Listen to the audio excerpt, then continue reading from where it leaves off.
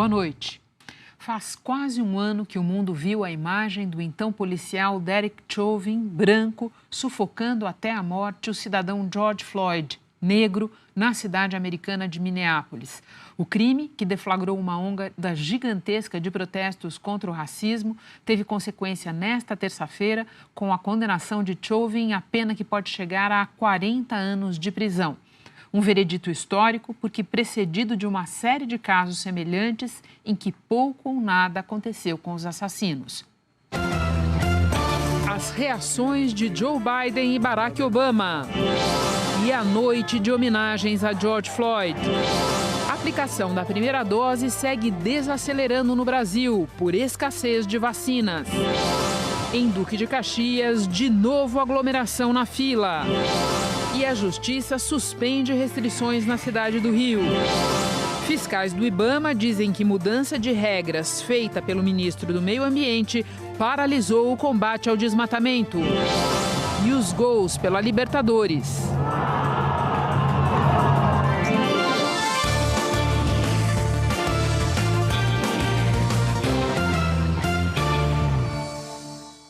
Nós começamos a apresentar a cobertura da condenação de Derek Chauvin pelo assassinato de George Floyd, lembrando os principais momentos desse caso, agora que ele teve um desfecho.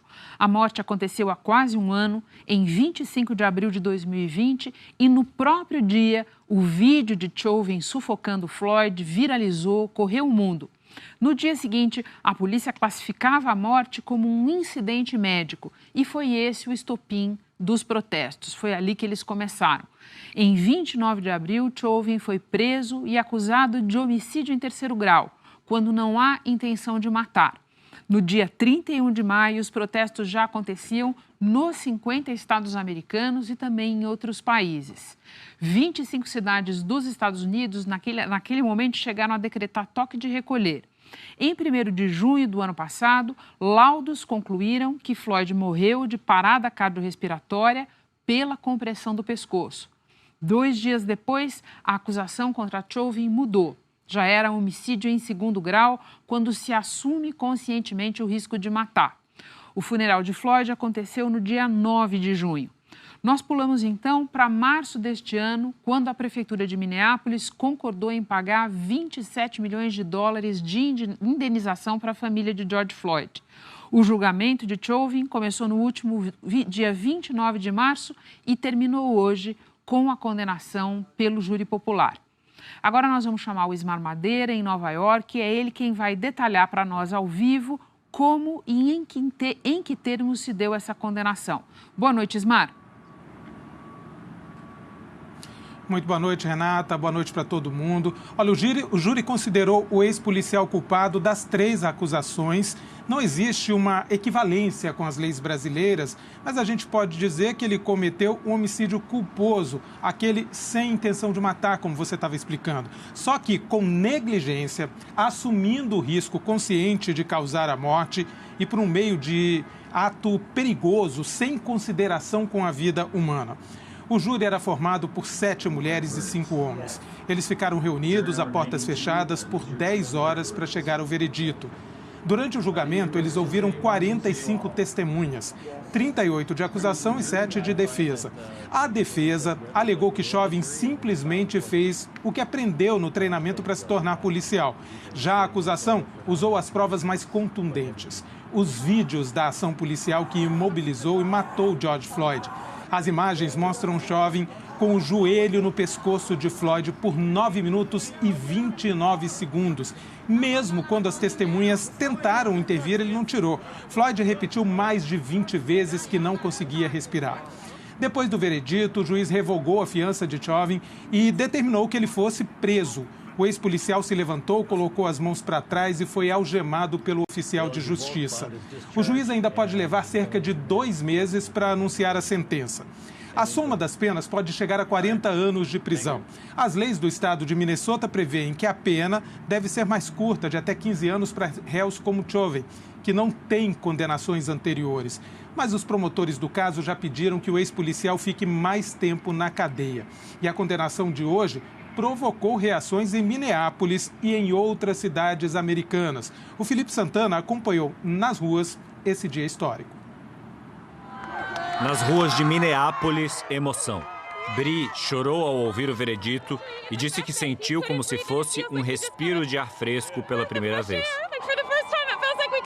O irmão de George Floyd também disse que podia respirar novamente e completou: a justiça para o George representa a justiça para todos.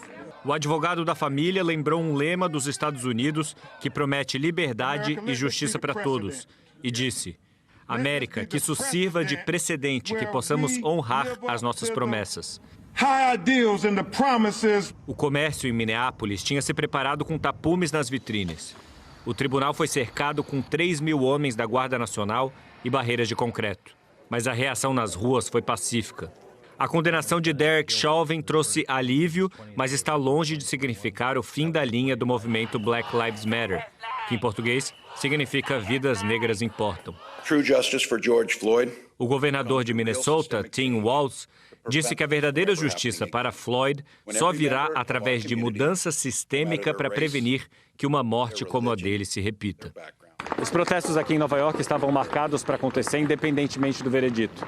Mas os manifestantes não consideram isso uma celebração. Eles gritam palavras de ordem pelo fim da violência policial e contra o racismo estrutural.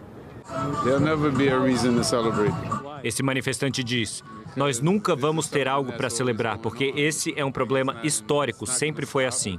Esse outro defende que podemos celebrar hoje, mas sem esquecer que o problema não vai acabar. E amanhã vamos voltar a protestar. Agora a gente volta a falar com Ismar Madeira. Ismar, além dessas manifestações de rua que o Felipe mostrou para nós, tivemos também manifestações de autoridades com destaque para o presidente Joe Biden e para o ex-presidente Barack Obama. Sim, o presidente Joe Biden elogiou o veredito numa declaração na Casa Branca. Disse que o caso foi de um assassinato em plena luz do dia e que o resultado do julgamento aponta a possibilidade de uma mudança significativa. Biden contou que conversou por telefone com a filha de Floyd, Diana, que tem 7 anos. E lembrou que no ano passado ouviu da menina a afirmação de que o pai dela tinha mudado o mundo. Hoje, o presidente disse a ela que Floyd realmente mudou o mundo e desejou que este seja um legado dele, de paz, não violência e justiça. O ex-presidente Barack Obama também se manifestou. Em redes sociais, ele disse que a justiça foi feita neste caso, mas que a verdadeira justiça exige aceitar o fato de que os negros americanos são tratados de maneira diferente todos os dias. Que milhões vivem com medo de que o próximo encontro com a polícia seja o último.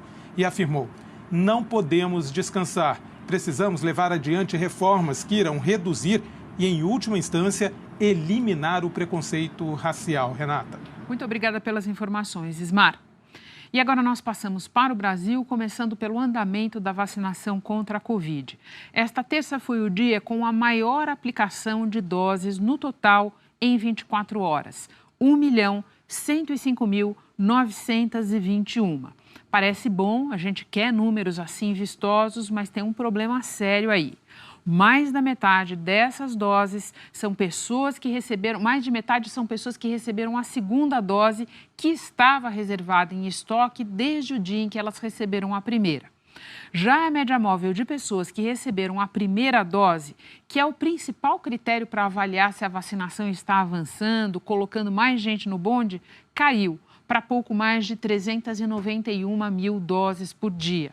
Lembrando, a gente sempre repete isso aqui, nós precisamos de pelo menos 550 mil doses por dia para conseguir imunizar todos os brasileiros com mais de 18 anos até o final deste ano. Nas últimas 24 horas, 518.872 pessoas receberam a primeira dose, totalizando 27.173.331. Isso corresponde a quase 12,9% da nossa população.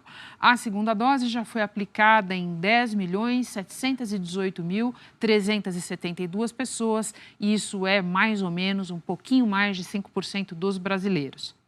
Na Baixada Fluminense, tem acontecido algumas das maiores confusões da nossa campanha de imunização contra a Covid. Hoje, o incidente foi em Duque de Caxias. E quem nos explica o que aconteceu ao vivo é a Fernanda Grael. Fernanda, boa noite. Muita aglomeração nos postos de saúde, é isso? Renata, olha, faltou vacina e houve mais uma manhã de tumulto em Duque de Caxias.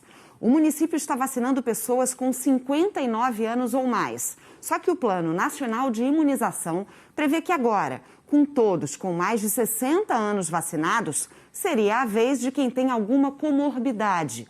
Mas Duque de Caxias vem seguindo regras próprias e quase todo dia tem confusão. A prefeitura já suspendeu a segunda dose e não avisou a ninguém, o que provocou filas gigantescas.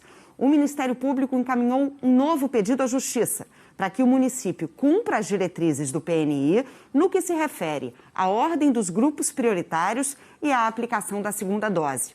Caso descumpram, prefeito e secretário de Saúde estão sob pena de prática do crime de desobediência. A prefeitura informou que vai aplicar a segunda dose em quem não tomou assim que receber mais doses de Coronavac. Renata. Fernanda, te peço só um instante, tenho mais pergunta para você, já volto a te chamar. A Anvisa aprovou hoje o uso emergencial de um coquetel de remédios para casos leves de Covid. Ele só poderá ser aplicado em clínicas e hospitais. A Patrícia Falkowski está ao vivo aqui em São Paulo com os detalhes disso para nós. Boa noite, Patrícia. Oi, Renata. Muito boa noite para você, boa noite a todos que estão nos assistindo aqui no JG. O medicamento aprovado é o Regencov 2. É uma combinação de 2 anticorpos monoclonais desenvolvidos pela farmacêutica Roche. Esses anticorpos, eles são proteínas que imitam a capacidade do sistema imunológico de combater o coronavírus. Esse coquetel ele é indicado apenas para casos leves da doença e tem que ser aplicado nos primeiros 10 dias dos sintomas. Os pacientes têm que ter a partir de 12 anos de idade, peso mínimo de 40 quilos e não podem depender de suporte de oxigênio. Tanto os técnicos da Anvisa quanto os infectologistas, eles ressaltam que o coquetel não previne a Covid nem substitui a vacina. Essa medicação melhorou muito a hospitalização, a não hospitalização em quase 70% dos pacientes. Isso não deixa de ser a vacinação um fato importante que tem que acontecer. As medidas preventivas, idem. Patrícia, para não parecer que a gente está criando falsa expectativa, é bom a gente esclarecer que é um medicamento importado, de alto custo e que ainda falta negociação para ele chegar ao Brasil, certo? Certíssimo, Renata. Inclusive, agora, com essa aprovação do uso emergencial, é preciso que o Ministério da Saúde negocie justamente com o laboratório. Para a gente ter uma ideia, nos Estados Unidos, o coquetel custa aproximadamente $3.000. A gente está falando aí de cerca de R$17 mil.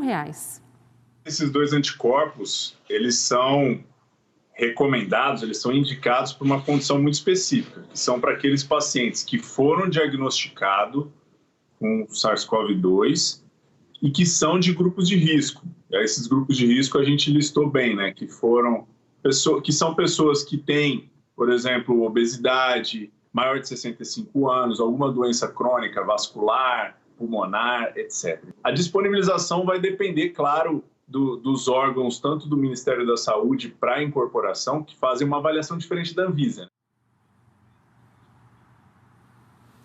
E este é o segundo medicamento contra a Covid aprovado pela agência. O primeiro foi o Remdesivir. A Anvisa tem, então, até o fim do mês para concluir a análise de um outro coquetel do laboratório Eli Lilly. Além disso, há outros medicamentos em estudo no país. Do começo da pandemia até o início deste mês, 171 estudos clínicos testando medicamentos contra a Covid-19 foram registrados na CONEP, a Comissão Nacional de Ética em Pesquisa ligada ao Conselho Nacional de Saúde. Nos primeiros 3 meses, por exemplo, da pandemia, até final de junho, mais ou menos, nós tivemos mais de 90% das pesquisas de iniciativa dos pesquisadores aqui do Brasil, tanto de instituições públicas quanto privadas, mais ou menos 2/3 nas públicas e 1/3 nas instituições privadas. O registro na CONEP é um dos passos, mas para que um medicamento seja comercializado no Brasil, é necessária a autorização da Anvisa. A agência já aprovou até agora 77 estudos clínicos com medicamentos para tratar a Covid-19. Alguns usam drogas que já estão no mercado, testando de que forma elas poderiam combater os efeitos da doença. E há as pesquisas com medicamentos novos. Um desses estudos testa um antiviral experimental que impede a replicação do vírus. Ele entra dentro do material genético do vírus e causa um erro nessa replicação, um erro genético nessa replicação que faz com que ele acabe não conseguindo se reproduzir. E uma das grandes coisas uma das vantagens mais importantes desse antiviral é que ele é oral. O estudo, que começou fora do país, está no fim da fase 2 aqui no Brasil. Caminha também para confirmar outros 2 dados importantes do fase 2, que foi a diminuição da carga viral e também a parte de diminuição que a gente teve de hospitalização. A expectativa dos cientistas é de concluir esse estudo até outubro. Mas muitas pesquisas que começaram nos primeiros meses da pandemia já terminaram e com poucos resultados positivos, avalia o coordenador da CONEP. Ainda são resultados limitados, né? Porque eles não impedem inteiramente a infecção, eles contêm, digamos assim, os danos. E o governo federal disse hoje que está negociando mais 100 milhões de doses da vacina da Pfizer. Essa informação ela foi publicada pelo ministro das Comunicações, Fábio Faria, numa rede social. Segundo ele, as negociações começaram há cerca de 20 dias. Nós procuramos a Pfizer, que ainda não confirma a nova compra. Em março, o Ministério da Saúde havia assinado um contrato de 100 milhões de doses com a Pfizer. Na semana passada, inclusive, o ministro Marcelo Queiroga disse que o laboratório vai antecipar a entrega de um lote e que 1 milhão de doses chegariam ainda em abril. A Pfizer, entretanto, não confirma essa antecipação. Em nota, o laboratório afirma apenas que trabalha para que a entrega seja realizada conforme o cronograma até setembro. Renata. Muita coisa a esclarecer nessa história de Pfizer ainda, né, Patrícia? Muito obrigada pelas informações todas. Agora vamos atualizar os números da pandemia. Nesta terça, o Brasil registrou 3.481 mortes por Covid, menos do que na terça-feira da semana passada. E assim, a média móvel, embora ainda num patamar muito elevado, recuou um pouco mais e está agora em 2.830 óbitos diário. Isso é quase estabilizado, 3% mais do que há 14 dias. A média de casos está hoje em 64.188 por dia. Isso representa 1% mais do que em 2 semanas, de novo uma estabilização praticamente num patamar muito alto. No total, desde o início da pandemia, morreram de Covid no Brasil 378.530 pessoas e 14.050.885 se infectaram. A gente volta ao Rio de Janeiro para conversar mais uma vez com a Fernanda Grael por motivos de restrições, para entender como é que está funcionando a restrição à circulação por lá. Fernanda, o Rio, embora viva por vários critérios o momento mais grave da pandemia, viu hoje a Justiça suspender as restrições baixadas pela Prefeitura, é isso? Exatamente, Renata. A juíza Regina Lúcia Schucker, da 6ª Vara de Fazenda Pública, argumenta que nem mesmo uma pandemia gravíssima permite o cerceamento da liberdade individual de cada cidadão carioca. E por isso ela autoriza a permanência na areia da praia e também na rua de madrugada, entre 11 da noite e 5 da manhã, o comércio de ambulantes e a realização de festas. Além disso, o funcionamento de boates. A ação pedindo a suspensão dos decretos da Prefeitura foi proposta pelo deputado estadual Anderson Moraes, do PSL. Ele alega que os decretos são arbitrários e abusivos e que as medidas restritivas violam o direito fundamental da população. A Prefeitura do Rio informou que ainda não foi notificada e que, uma vez confirmado o teor da decisão, vai recorrer. Disse ainda que a legislação municipal segue vigente. Renata. Fernanda, e os números estão aí para quem quiser ver, né, ao mesmo tempo. É uma situação ainda muito ruim aqui no Rio, Renata. O estado do Rio registrou 279 mortes por dia nos últimos 7 dias. Isso depois de 3 dias seguidos de recorde. Em comparação a 2 semanas atrás, é um aumento de 26%. Desde o começo da pandemia, 41.745 pessoas morreram de Covid no estado. A taxa de ocupação de leitos de UTI para a Covid no estado do Rio é de quase 85%. A fila de espera é de 216 doentes, sendo 176 para UTI. E na rede SUS da capital, a ocupação nas UTIs é ainda maior, 92%. Para especialistas, é difícil pensar em flexibilizar medidas restritivas nesse momento. As medidas restritivas elas são feitas para reduzir o risco de transmissão. Se você suspende elas no momento que você ainda tem um risco elevado dessa transmissão aumentar, né, isso traz um risco para a população, obviamente, né? O Brasil caiu 4 posições no ranking de liberdade de imprensa da organização Repórteres Sem Fronteiras. O país está na chamada Zona Vermelha, onde a situação dos jornalistas é considerada difícil. Em todo o continente sul-americano, o trabalho dos jornalistas ocorre em um ambiente cada vez mais nocivo e tóxico. A conclusão está no mais recente relatório da organização Repórteres Sem Fronteiras, o ranking mundial da liberdade de imprensa. De acordo com o levantamento, o Brasil caiu 4 posições em comparação ao ano anterior, ficando na colocação número 111 de 180 países, atrás da Etiópia, Kuwait, Líbano e Bolívia. No ano passado, o Brasil já havia perdido 2 posições. É o 4º ano consecutivo em queda. Isso coloca o Brasil na zona vermelha do mapa. São áreas em que o trabalho da imprensa é considerado difícil. Só perde para as regiões em preto, representando países com situações muito graves. O relatório faz críticas à falta de transparência nas informações públicas no Brasil e cita a formação do consórcio de veículos de imprensa para contornar a falta de dados sobre a pandemia no país. Segundo o levantamento, a postura do presidente Jair Bolsonaro tem dificultado o trabalho da imprensa livre no Brasil. O documento cita que no Brasil, o acesso aos números oficiais sobre a epidemia tornou-se extremamente complexo devido à falta de transparência do governo de Jair Bolsonaro, que tentou por todos os meios minimizar a escala da pandemia, gerando inúmeras tensões entre as autoridades e os meios de comunicação nacionais. Insultos, estigmatização e orquestração de humilhações públicas de jornalistas se tornaram a marca registrada do presidente, sua família e sua entourage, ou as pessoas que estão ao seu redor.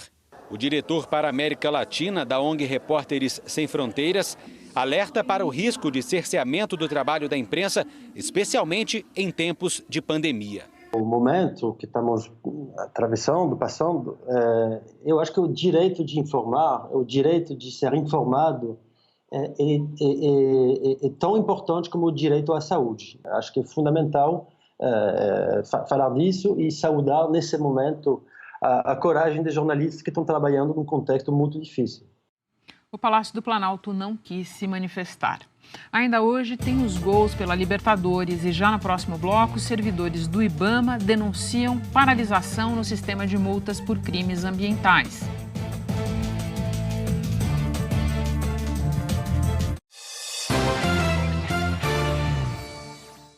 Voltamos para falar de uma denúncia de servidores do IBAMA às vésperas da Cúpula do Clima, quando a política ambiental brasileira estará sob os olhos de 40 países, começando pelos Estados Unidos. Mais de 400 servidores do órgão assinaram um documento no qual afirmam que toda a fiscalização está parada por força de uma instrução que tem na origem o ministro Ricardo Salles. Fernando Rego Barros está ao vivo em Brasília para detalhar para nós o que diz esse ofício. Boa noite, Fernando. Olá, Renata. Boa noite a você, boa noite a todos. Os servidores reclamam de uma instrução normativa assinada na semana passada pelo ministro do Meio Ambiente, Ricardo Salles, e pelos presidentes do ICMBio, Fernando Lorenzini, e do IBAMA, Eduardo Bin.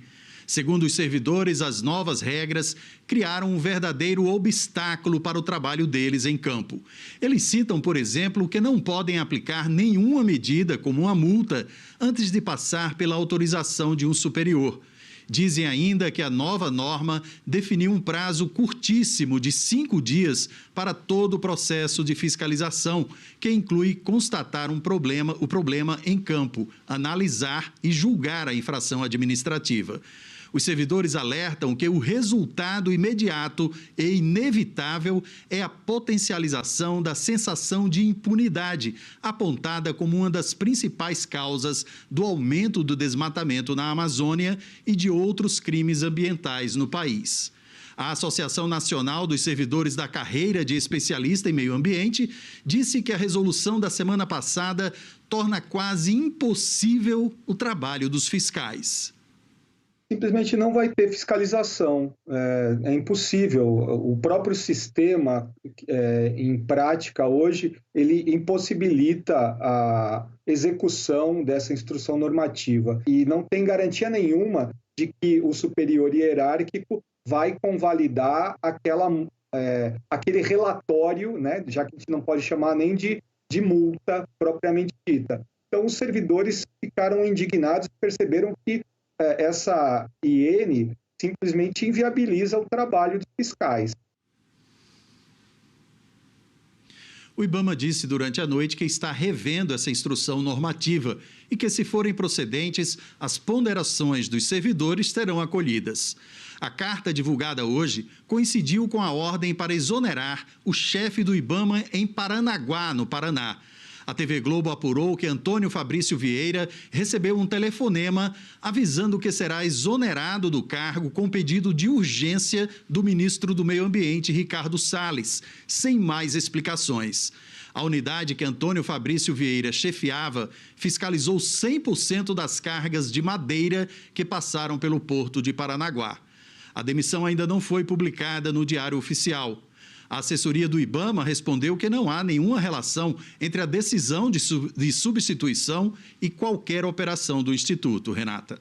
Fernando, tenho mais uma questão ambiental para você. Entidades ambientalistas estão lançando um manifesto para que a Câmara dos Deputados ratifique o mais rapidamente possível um protocolo para a redução de gases do efeito estufa. Como é que é isso? Sim, Renata, 29 representantes do setor de refrigeração e entidades de defesa do consumidor e do meio ambiente querem que o presidente da Câmara coloque em votação com urgência a chamada Emenda de Kigali, um compromisso para a redução de gases usados na fabricação de geladeiras, freezers e ar-condicionados. São substâncias que contribuem para o efeito estufa e, portanto, para o aquecimento global. O projeto já foi aprovado em várias comissões da Câmara e está pronto para ir a plenário, mas está parado há mais de um ano. O Instituto Brasileiro de Defesa do Consumidor diz que, além dos benefícios ao meio ambiente, a emenda abre caminho para a modernização da indústria brasileira e também para uma redução na conta de luz.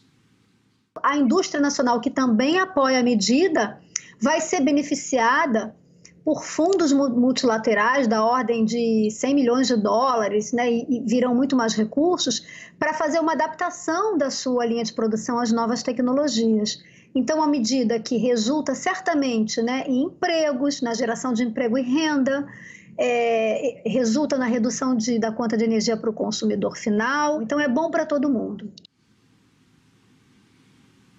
O presidente da Câmara, Arthur Lira, disse que o plenário está votando essa semana projetos que entraram na pauta na semana passada, que pode colocar a emenda Kigali em votação na semana que vem, mas que ainda não houve um pedido. A emenda tem esse nome porque a proposta surgiu em Kigali, capital de Ruanda, em 2016, e já teve a adesão de mais de 100 países. Se aprovada por aqui, o Brasil terá que congelar as emissões desses gases em 2024 e, a partir de 2029, reduzir gradativamente os níveis. O objetivo é chegar a uma redução de 80% até o ano de 2045. Renata? Obrigada, Fernando.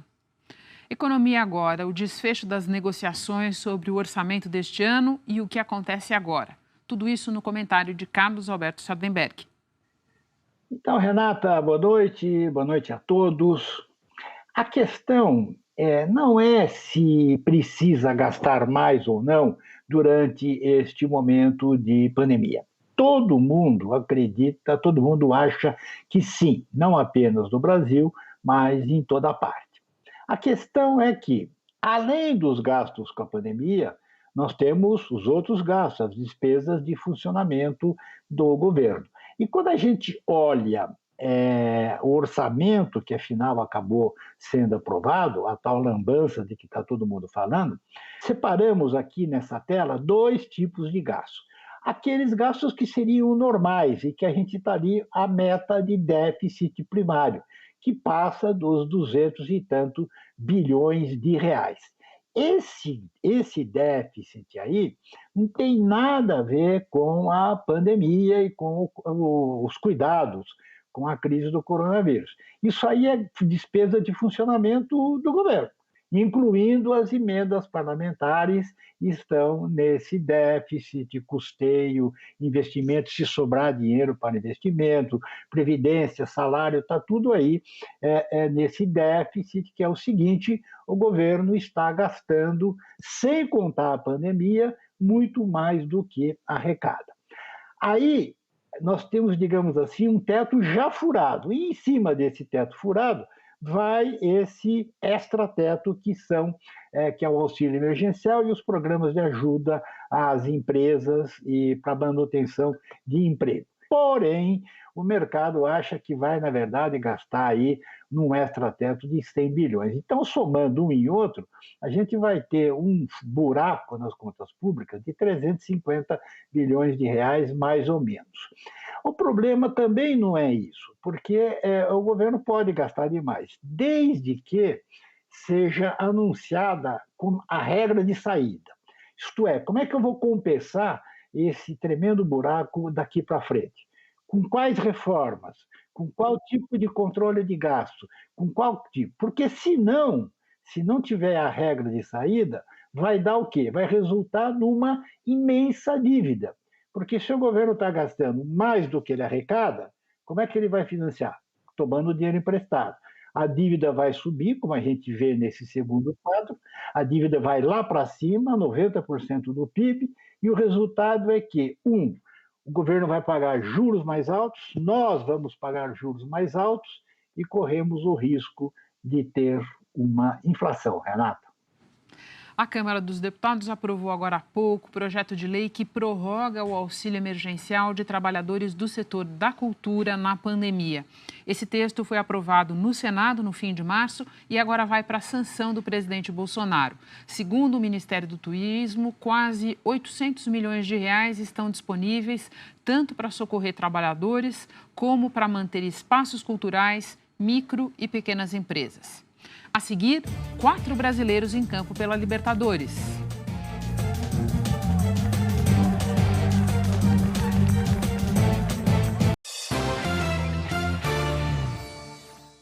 Hora de bate-papo esportivo. Felipe Diniz já aqui. Felipe, boa noite para você. Tudo bem, Rê? Boa noite para você. Boa noite a todos. Sugiro que a gente comece com uma noite de Libertadores que teve resultados mistos para os brasileiros, certo? Exatamente isso. Está começando agora a fase de grupos da Libertadores. Então, todos os brasileiros que restaram agora estão jogando para valer na competição e começaram alguns times a participar dela agora. Não é o caso do Santos, por exemplo, mas São Paulo, Internacional e Flamengo estrearam exatamente hoje. 2 brasileiros venceram e 2 perderam. É o caso, por exemplo, do Santos, que jogou na Vila Belmiro e perdeu para o Barcelona de Guayaquil por 2-0. Vamos mostrar os lances agora desse jogo, começando com o erro do Pará, olha. Aí o Martínez vai ali na esquerda, toca para trás para o Garcês sozinho para fazer o primeiro gol do Barcelona, 1-0, time bom do Barcelona. O Santos teve muita dificuldade no jogo dessa noite. Aí o Royos recebe na direita, cruza, o Garcês desvia e o Pará, que teve uma noite infeliz hoje, fez o gol contra. Placar final na Vila Belmiro, Barcelona do Equador 2, Santos 0. O Santos largou mal em seu grupo na Libertadores. O São Paulo, ao contrário, foi para o Peru, jogou em Lima e venceu 3-0, jogando bom futebol. Vamos dar uma olhada nessa vitória, o desempenho do São Paulo nessa estreia da Libertadores. O Internacional não se deu bem. Foi até a altitude de La Paz, na Bolívia, 3.800 metros. O Inter teve muita dificuldade e foi derrotado para o Always Ready por 2-0. Vamos dar uma olhada nos lances. O Salcedo recebeu com espaço e fez isso aí, ó. Que pancada do Salcedo, acertou o ângulo, não deu chance para o Marcelo Lomba. 1-0 para o time boliviano, que conseguiu o segundo aos 49 do segundo tempo, nos acréscimos. O Salcedo tocou para o Algaranhas, que fez o segundo gol do time boliviano. Always Ready 2, Internacional 0, o Inter não largou bem. O Flamengo, sim, teve dificuldade, como sempre, na Argentina, jogando contra um clube tradicional, o Vélez Sarsfield. O Flamengo mostrou força e venceu por 3-2. Vamos dar uma olhadinha, então, nos gols desse jogo. O Vélez saiu na frente, ó, o Lucero deu um belo corte ali no jogador do Flamengo, Gustavo Henrique, deixou o zagueirão no chão, rolou para trás. E o Jansson fez 1-0 para o Vélez. Aí o Gerson deu um ótimo passe para o William Arão, jogada dos volantes do Flamengo, e o Arão não desperdiçou. Com categoria, bateu na saída do goleiro para empatar o jogo, o Flamengo 1-1. O Vélez fez o segundo gol nesse escanteio. O Janete tocou de cabeça e o Jansson de novo. Segundo gol dele na partida, em posição legal, fez 2-1 para o Vélez. Aí o Gabigol foi derrubado pelo goleiro, pênalti, ele mesmo bateu, deslocou o goleirão, 2-2. E o Flamengo conseguiu a virada com a Arrascaeta. Como joga a bola esse uruguaio de canhota, que nem a melhor perna dele acertou o ângulo para dar a vitória ao Flamengo. Vitória importantíssima na Argentina. Flamengo 3, Vélez Sarsfield 2. Agora, tivemos jogos de Sul-Americana hoje também, né, Felipe? Exatamente. O Atlético Goianiense e o Atlético Paranaense, os dois Atléticos estrearam.